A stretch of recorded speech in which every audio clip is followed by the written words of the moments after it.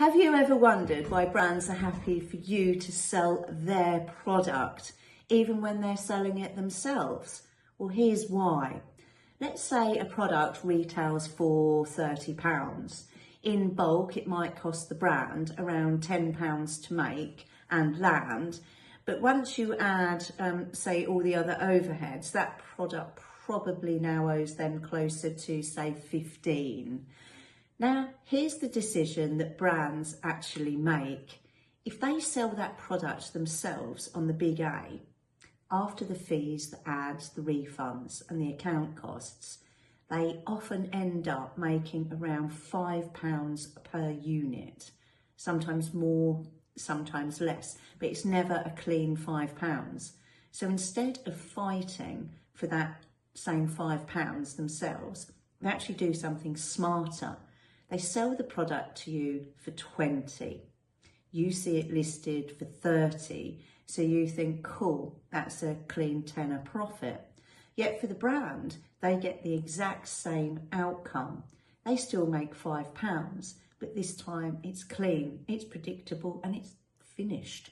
There's no returns to manage, no reviews to worry about, no customer messages, and no platform risk.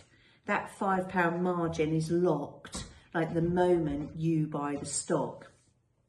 At the same time, they will still use the big A for visibility. They sell direct to actually anchor the price, control the listing, and put their brand name everywhere where buyers are searching. Many of those buyers, they don't actually stay on the platform.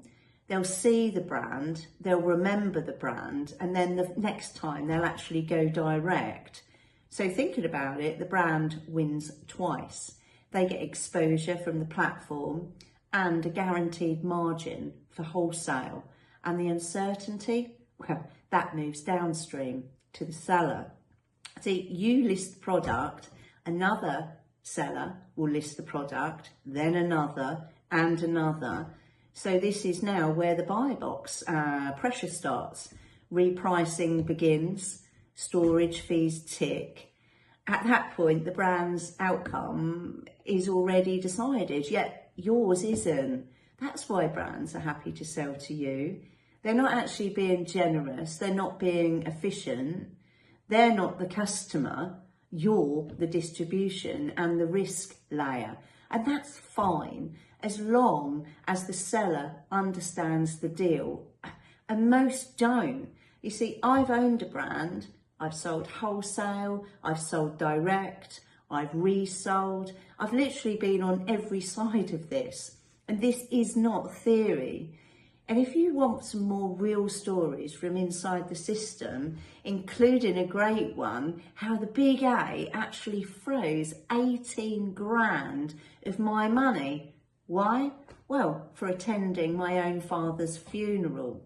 So follow along, because the problem isn't selling, it's selling without understanding where the risk actually sits.